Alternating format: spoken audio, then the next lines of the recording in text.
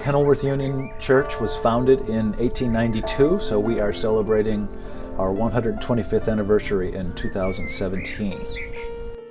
We have been very blessed. People are educated, they're courteous, they're generous, they're welcoming. This is a place where families have gathered for generations to bring their children to be baptized, to wed them, to pray over them at the time of death. This has been a place that has knit the community together.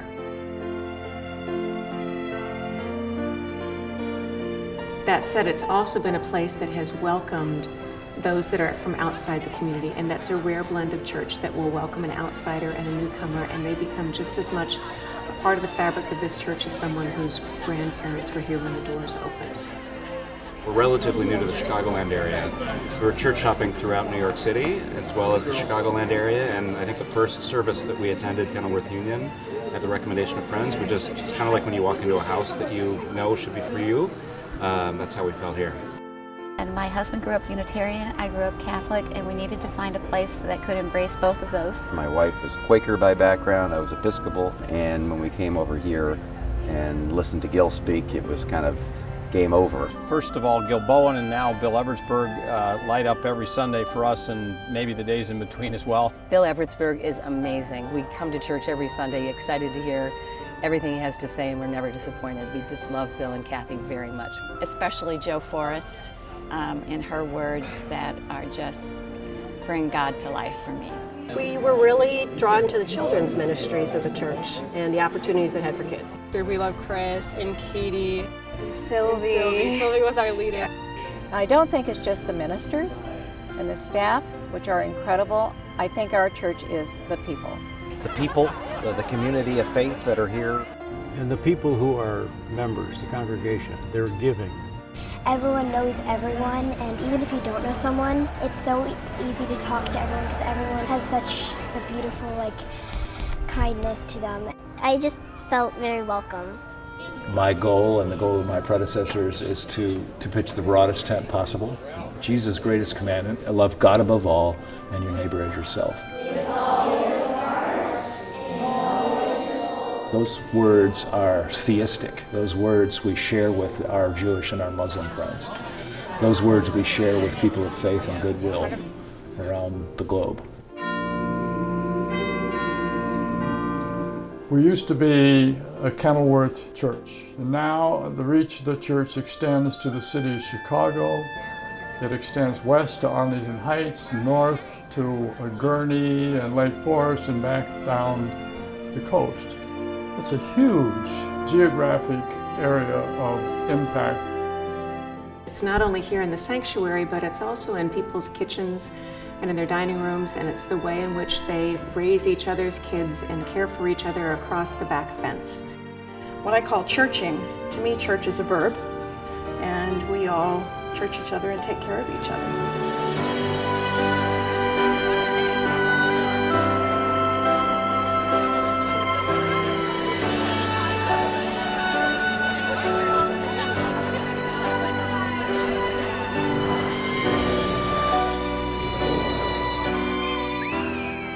God planted a church here, and the reason this church is here is because there have been some extraordinary people for 125 years that have stepped forward.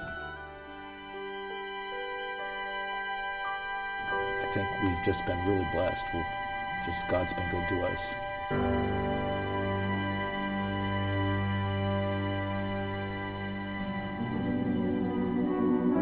Our two strongest ministries here, outreach is up there too, but youth and music. It's a form of prayer. Singing is a form of prayer that comes from the body, from the soul, travels through the air, and it's abstract. It's something you can't really touch. It communicates text. It gives very clear message. It's very meaningful. You can relate to the music. It's good, it's well done, and it's a wonderful program. And actually the first time I came here was for choir. I believe part of my calling here is to help bring the Holy Spirit into this physical space of the church and to help create those God moments for people that you might not even know happen, but I know that they do happen because they come up after worship service and say, why did you pick that song just for me? Part of what we're called to do in life is to worship and to praise and to do that as a group.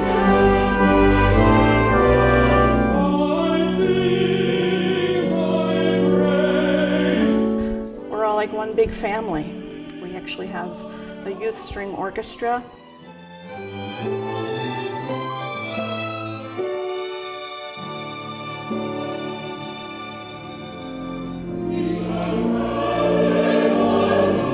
Chancel Choir is our core choir, who's there most of the time. But we also have a youth choir, grades 6 through 12.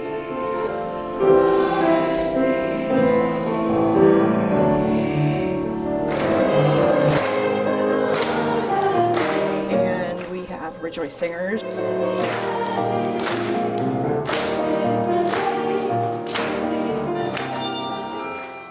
Bell Choir. Some of those ladies have been in bell choir for over 30 years, although they probably don't want me to say that. We call each other the Dinglings, and we love to make music together, but mainly it's the fellowship with that group. Okay, 1, 2. I just know the sky and the little bit of parts, Barbara. I'm just really grateful to have been called to serve here and to serve this congregation and to be with really remarkable people.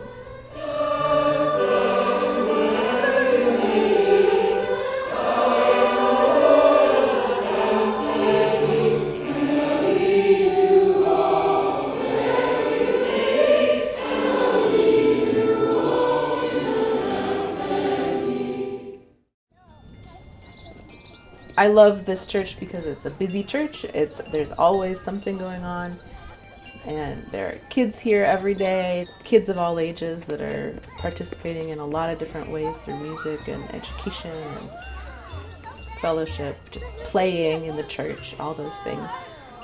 We have a vibrant ministry for kids cradle to college who participate in many ministries here at the church. The preschool is called A Joyful Noise, and they have programs for babies all the way through junior kindergarten.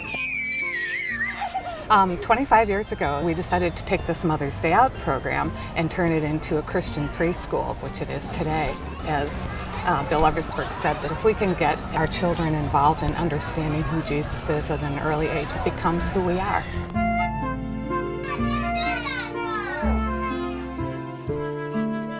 On Sunday mornings at church, all ages of children are welcome. They start going to chapel when they're 3 years old. Before they even reach this room, they understand that they are about to enter a space where they are going to experience God together. It is magical to see and to hear how the kids react to any given story. One of the greatest things about Godly Play is that these kids really develop their own Christian language. It is a time of reflection and wonder and imagination. Hosea, Joel, Amos, Obadiah, Jonah, Micah, Nahum, Habakkuk. Our third graders all go through sort of this memory work process. They learn the Lord's Prayer, the 10 Commandments, the 23rd Psalm, the Beatitudes. Blessed are the troublemakers, for they shall be the children of God. And then we have a Books of the Bible song that they learn.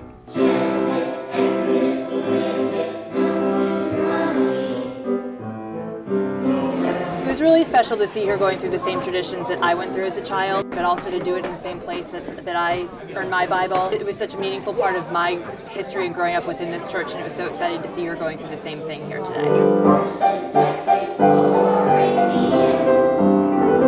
We award those third graders that have learned all of this their own Bibles embossed with their name. I really like it because it has my name on it, and I love how it has all of the books in the Bible. It's an actual, real name of the Bible.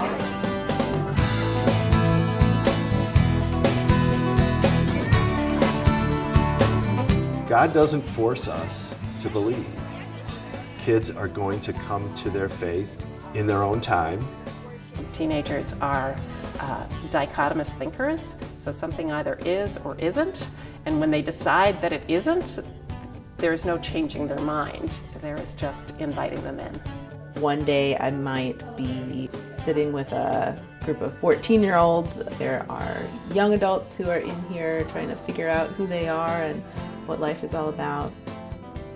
Wonderful young human beings that are blossoming into these thoughtful adults, and I'm kind of a huge fan of theirs, so I get to sort of be their cheerleader and I guess a bit of a confidant. I have a pretty vibrant social media presence for the youth ministries of Kenilworth Union Church, so kids through college and young adult are still checking in through social media. Our high school youth group is called Impact, and it's actually a service-related youth group for teenagers, and that culminates in a mission trip at the end of each year, and that's our largest, most popular program. I see the pressure for the kids on the North Shore is enormous. This is a place where they can walk in and feel those pressures evaporate. When you can be yourself, have a place to go when you're just sad or you just want people around you. I like it because everyone's nice, and if you're being bullied at school, you can just come and everyone's nice to you. I think our job here with these kids is to plant seeds. God will make those seeds grow in good time, but we have to kind of lay some groundwork, I think, here. And I hope that we're doing that with the kids of our church.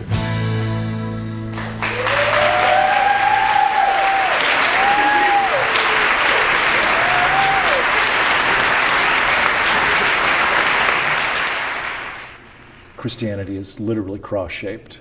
It has a vertical post and a horizontal beam. The vertical post is love God above all. The horizontal beam is love your neighbor as yourself. And I'm finding, as I get older too, that I keep going back to the horizontal beam. This is a community that really cares for each other, and that's part of the community aspect of this church.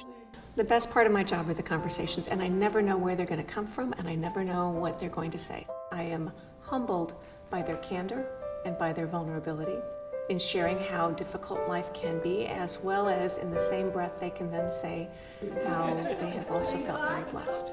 So the best part of my job is engaging with this community and doing what I can to serve them so that they can be truly Christ's hands and feet out in the world and a good witness to the gospel. The Knitting Ministry is a group of women who knit.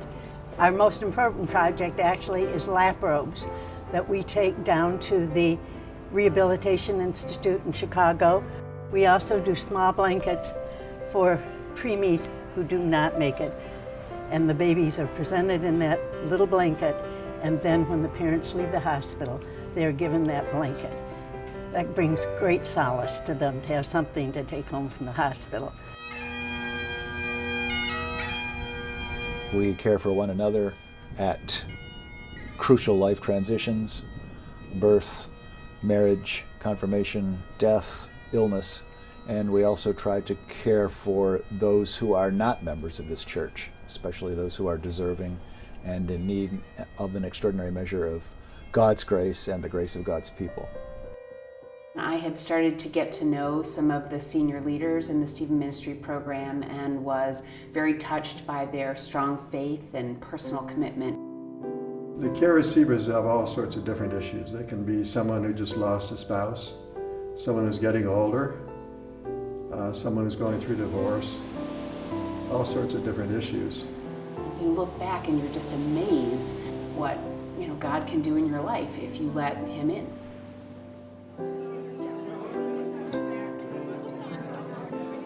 It's quite a unique community, and they love worshiping together.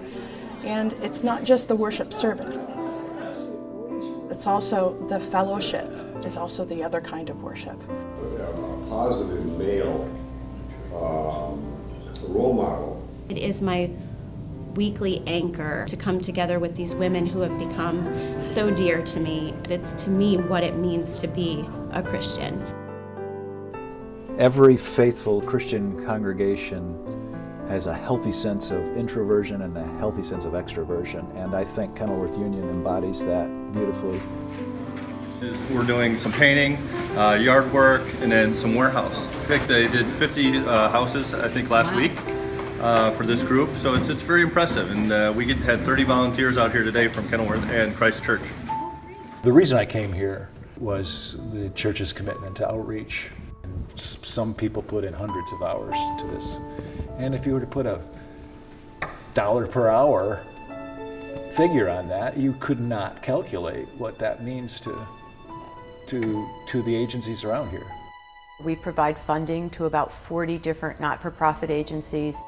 I think people feel proud of what we do on the outreach front as a congregation, that we raise this money, we commit our time. We're often volunteering at these agencies, groups that serve the homeless, people that have food insecurity, people that are victims of domestic abuse.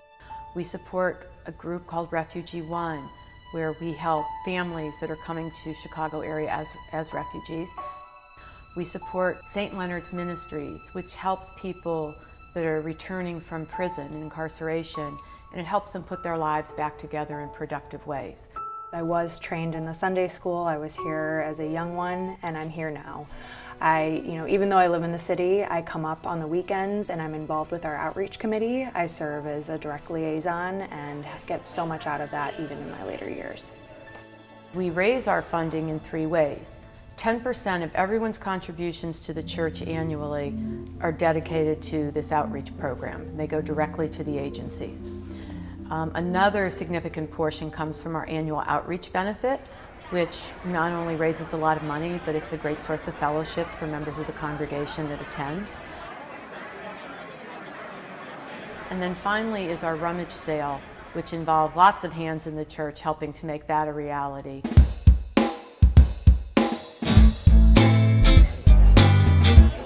It's such a community effort. We have fun with each other and we do good. You're with people you like, you're doing good for the community, and all the money from rummage goes out to charities. None of it stays in the church. I think that's incredible.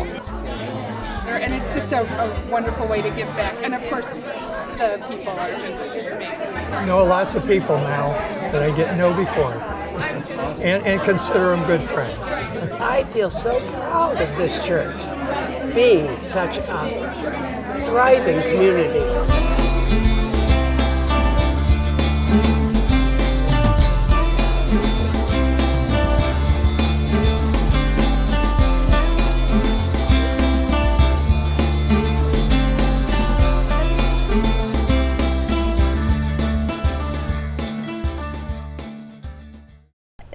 There's not enough time for me to tell you how much I love Kenilworth Union and what I love about it. I've been part of Kenilworth Union Church for 65 years.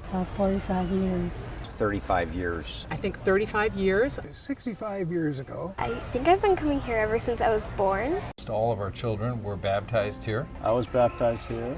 Sunday school, the children all taught. Both of us ended up teaching Sunday school. Teaching, being in the choir. Teaching Sunday school, high school helpers, choir. It's a community of great people. It's a very nice community. Friends, may the Lord bless you and keep you and make his face to shine upon you and be gracious unto you. May the Lord lift up the light of his countenance upon you and give you peace now and always. Amen.